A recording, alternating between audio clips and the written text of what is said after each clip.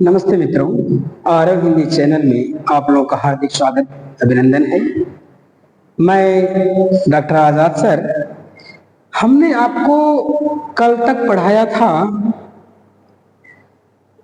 श्रवण कौशल के उद्देश्य पढ़ाए थे और श्रवण कौशल का अर्थ पढ़ाए थे।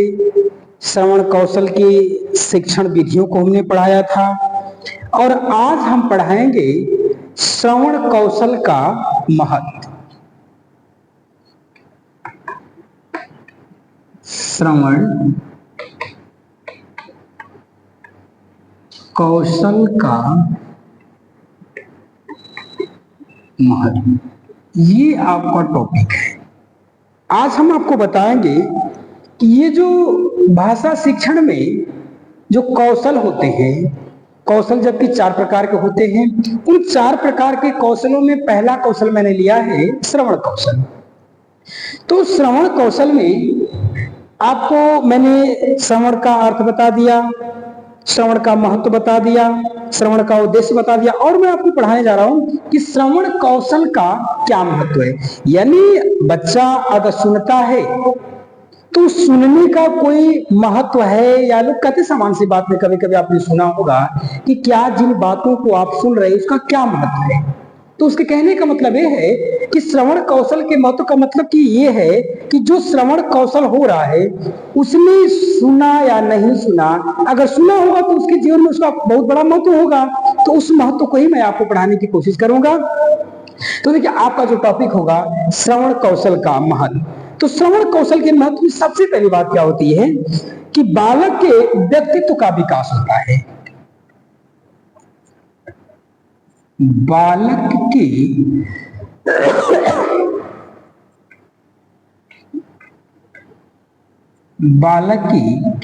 व्यक्तित्व का विकास होता है। देखिए, पहली बात कहता है ये जो श्रवण कौशल है, इस श्रवण कौशल का क्या महत्व है। तो श्रवण कौशल से उस बच्चे के व्यक्तित्व का विकास होता है, यानी बालक के व्यक्तित्व का विकास श्रवण कौशल से होने का काम करता है। ये उसका महत्व है कि बालक के व्यक्तित्व का विकास हो गया तो निश्चित रूप से जो हमारा श्रवण कौशल है इसका बहुत बड़ा महत्व है। अगर नहीं हुआ तो उसका कोई महत्व नहीं है। इसलिए कहता है कि बच्चा अगर श्रवण कौशल करने का काम करता है, अगर बच्चा चीजों को ध्यान से सुनने का काम करता है, समझने का काम करता है, तो निश्चित रूप से उस बालक के व्यक्तिगत जीवन में उस बच्चे के व्यक्तित्व का पूरी तरह से विकास होने का काम करता है। और दूसरी बात कहता है ध्वनियां बालकों की, कहता है ध्वनियां बालकों की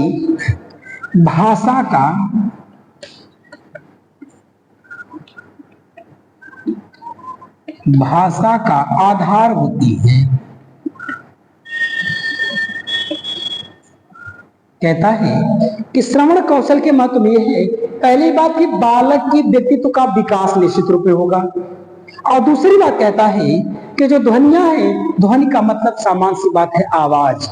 कहता आवाज जो होती है बालकों के भाषा का आधार होती है। बच्चे के अंदर जो आवाज, जो ध्वनि उन कानों के द्वारा उनके अंदर पहुंचने का काम करता है, उनके मस्तिष्क में पहुंचने का काम करता है, वह ध्वनि उस बच्चे के भाषा का आधार होती है। मैं आपको बताऊं कि देखो, आधार का अर्थ क्या कहना चाहता है, आखिर भाषा का आधार क्या है। भाई, ध्वनियां भाषा का आधार किस प्रकार है, सामान्य सी बात है। अगर किसी बच्चे ने नाम कुछ और है, जिसको कहा कुछ और जाता है, और उसको सामान्य सी बात है कि हम किसी बच्चे के सामने अगर कह दें पेड़, पेड़ नाम का कोई चीज नहीं होता है। उसने कहा कि भाषा का आधार इसलिए है कि बच्चा ने जिस ध्वनि को सुना, जिस आवाज को सुना, उसने उस आवाज को ग्रहण कर लेने का काम किया, और वह ग्रहण करने का जो काम किया उसने उसके भाषा के आधार में सहायक होने का काम वो करती है, जिसको मैंने पिछली बार बताने का काम किया था कि यही भाषा का जो आधार होता है, यही भाषा का आधार निश्चित रूप की भूमिका को तैयार करने का काम करती है। और तीसरा कहता है कि भाषा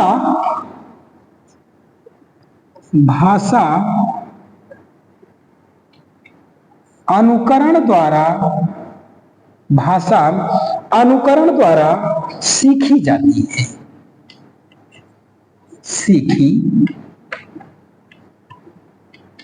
भाषा अनुकरण के द्वारा सीखी जाती है। उसने ये कहा, महत्व बताया कि जो भाषा है, अनुकरण मीन्स होता है नकल ही होता है। भाई हम जिस बात को कह रहे हैं, जैसे सामने वाला सुनेगा वो भी वैसे ही करने। उसने कहा कि जो ये भाषा है, ये भाषा को हम अनुकरण के द्वारा सीखने का काम करते हैं, एक दूसरे के माध्यम से हम लोग सीख लेने का काम करते हैं। और चौथा कहता है कि बालक, अध्यापक और परिवार, कहता है बालक, अध्यापक और परिवार, बालक, अध्यापक और परिवार के सदस्यों की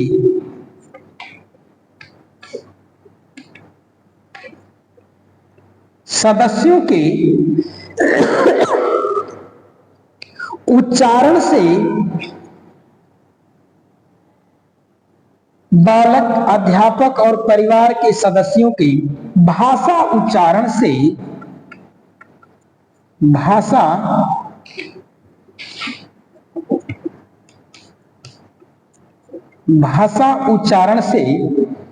भाषा उच्चारण से हाव भाव में परिवर्तन करता है। हाव भाव में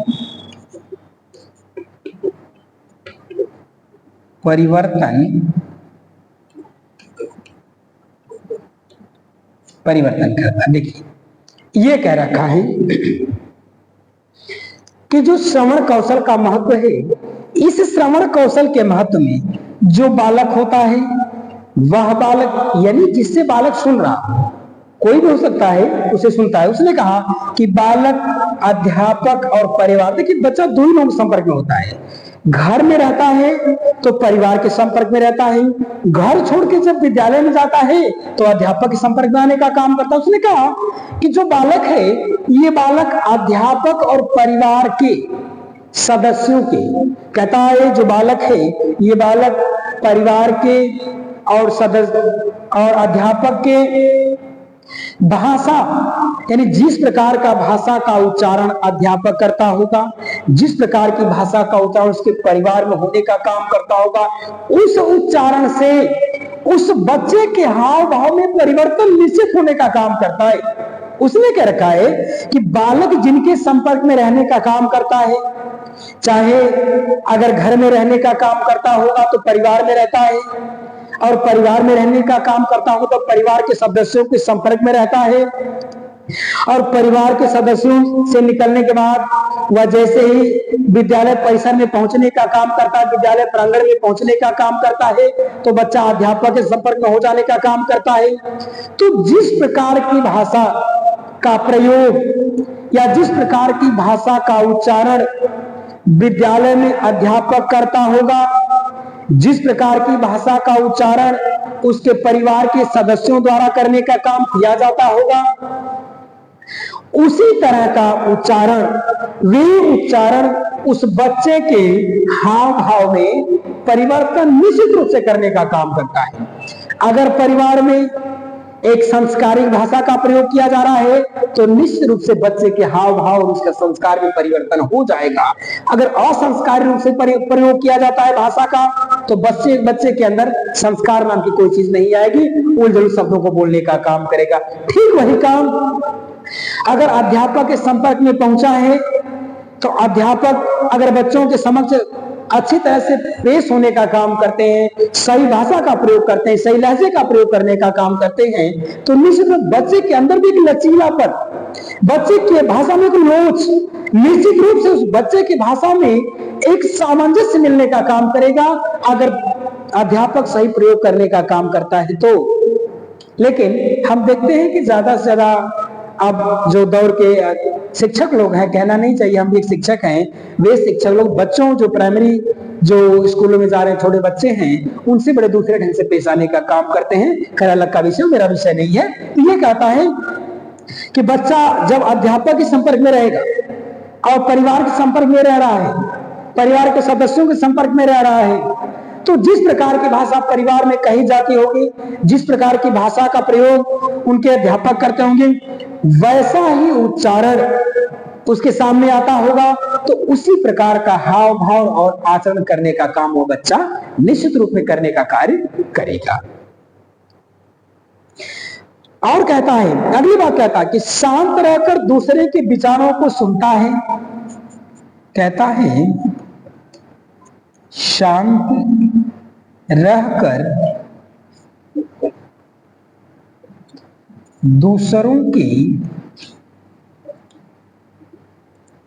दूसरे के विचारों को सुनता है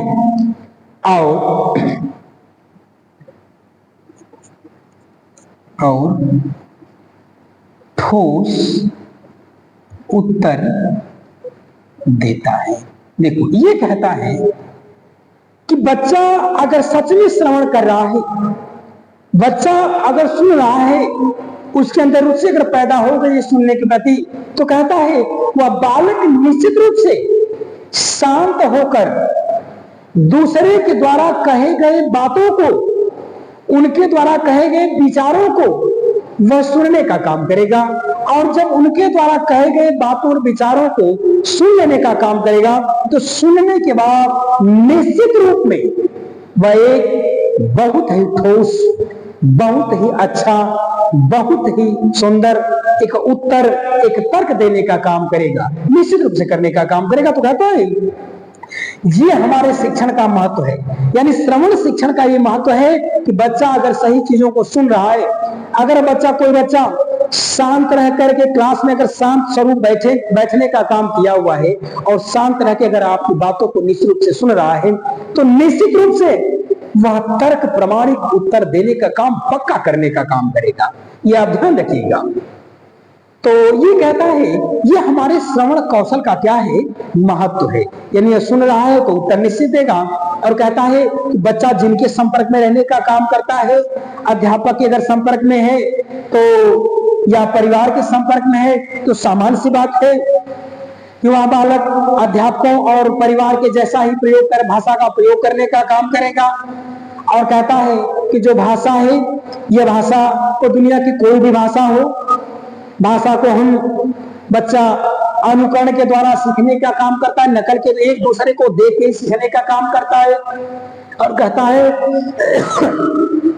कि जो ध्वनियां होती हैं, जो आवाज होती है, ये आवाज भाषा का आधार होती है। कहता है जो ध्वनियां हैं, जो आवाज है, ये भाषा का निश्चित रूप से एक आधार होती है और बालक के व्यक्तित्व का निश्चित रूप से विकास होता है अगर सच में श्रवण कौशल उनका सही होने का काम कर रहा है। तो ये आपको आज आपका समाप्त हुआ श्रवण कौशल। तो श्रवण कौशल में हमने आपको बता दिया श्रवण कौशल का अर्थ क्या है, श्रवण कौशल का महत्व क्या है, श्रवण कौशल का उद्देश्य क्या है, इन सारी चीजों को मैंने आपको चर्चा कर दिया है। और ये वीडियो आप तक पहुंच रहा है। आप अपने बहुमूल्य समय में से, मेरे प्रिय भाइयों बहनों, आप लोग अपने बहुमूल्य समय में से 20 से 25 मिनट निकाल करके इस वीडियो को देखने का काम करें और आप एक अच्छा वक्ता, एक बढ़िया हिंदी के विद्वान बन सकते हैं और आपका सेमेस्टर या ईयर कभी बैक लगने का काम नहीं करेगा। और तब तक के लिए धन्यवाद। मैं अगले वीडियो पुनः मिलने का काम करूंगा। जय भारती, जय विद्यार्थी।